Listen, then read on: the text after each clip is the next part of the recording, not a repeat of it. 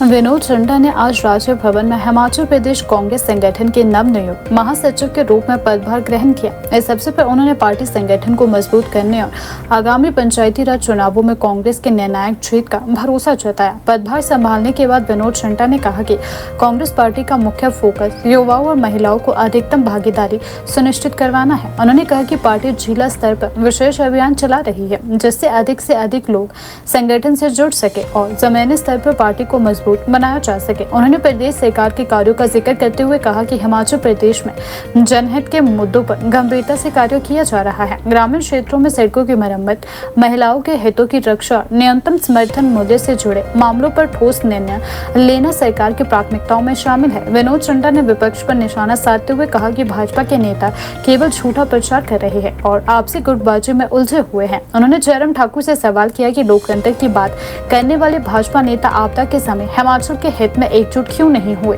उन्होंने यह भी कहा कि हिमाचल प्रदेश में आई आपदा के दौरान कांग्रेस पार्टी ने सभी विधायकों को साथ लेकर केंद्र सरकार से विशेष राहत पैकेज की मांग की, लेकिन भाजपा नेताओं ने इसका समर्थन नहीं किया। संगठन के विस्तार पर जोर देते हुए उन्होंने कहा कि प्रदेश अध्यक्ष विनय कुमार के नेतृत्व में कांग्रेस का लक्ष्य है कि अधिक से अधिक युवाओं और महिलाओं को पार्टी से जोड़ा जाए। अंत में उन्होंने विश्वास जताया कि कांग्रेस पार्टी पूरी मजबूती के साथ आगामी पंचायती राज चुनाव लड़ेगी और प्रदेश में बड़ी जीत हासिल करेगी।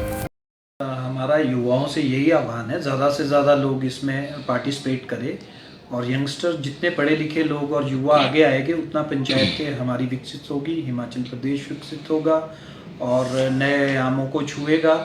और पंचायती राज चुनाव बिल्कुल हमारे सामने है और कांग्रेस पार्टी भी इस पे काम कर रही है और हम पूरा का पूरा पंचायती राज चुनाव कांग्रेस पार्टी पूरी तरह से स्वीप करने वाली है। देखिए, आपने मुझसे दो अलग अलग सवाल पूछे। सबसे पहले तो मैं आपको ये बताना चाहता हूँ, जो भाजपा कांग्रेस पार्टी पे आरोप लगा रही है कि पंचायती राज चुनाव को टालने का काम हमारी सरकार कर रही है।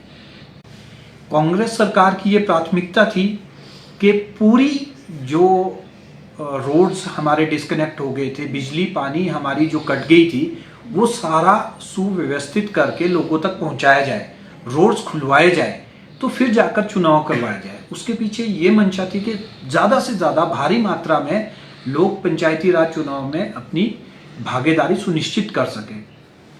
और अगर रोड्स नहीं हो पाते, खुल पाते, तो कैसे लोग वोट डाल पाते। तो सरकार की यही सोच थी इसके पीछे कि लोगों को सुविधा मिल सके और ज़्यादा से ज़्यादा भारी मात्रा में लोग इसमें पार्टिसिपेट कर सके।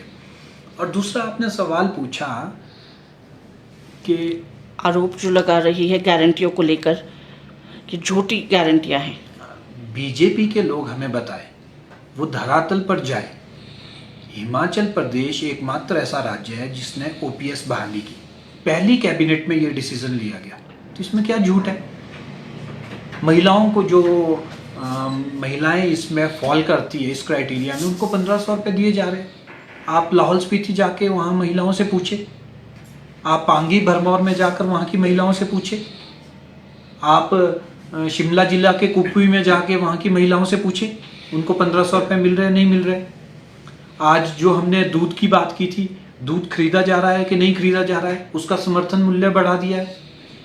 तो भाजपा का काम सनसनी फैलाने का है, झूठा प्रचार नहीं देते हैं, उनका काम ही लोगों को गुमराह करने का है और झूठी सनसनीखेज खबर फैलाने का है। देखिए, कांग्रेस पार्टी को जड़ से उखाड़ फेंकने का संकल्प भाजपा के लीडर्स है। इनमें आपस में एक कंपटीशन चला हुआ है कि कौन ज्यादा कांग्रेस की खिलाफत करेगा। आपसी गुटबाजी इतनी ज्यादा इनमें हो चुकी है कि सुबह सो के उठ के सब में कंपटीशन चलता है, मैं ये स्टेटमेंट दूं, मैं ये स्टेटमेंट दूं, बल्कि जमीनी हकीकत कुछ और है।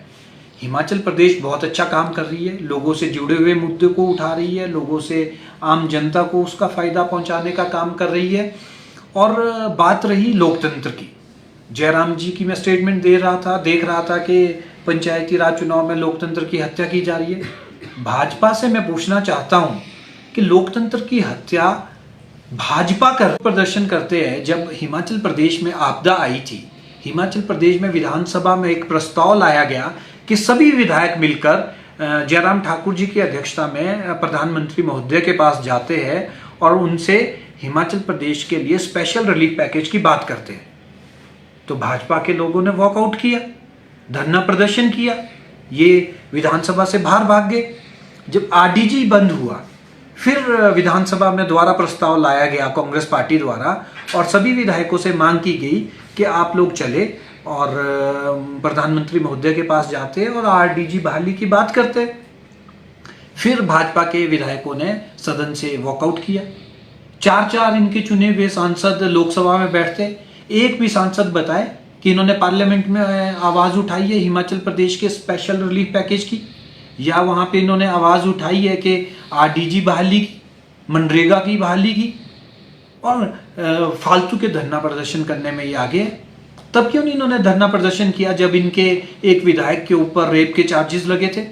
तब क्यों नहीं इन्होंने धरना प्रदर्शन किया जब इनके प्रदेश अध्यक्ष के भाई के ऊपर किसी महिला को उत्पीड़न के आरोप लगे थे?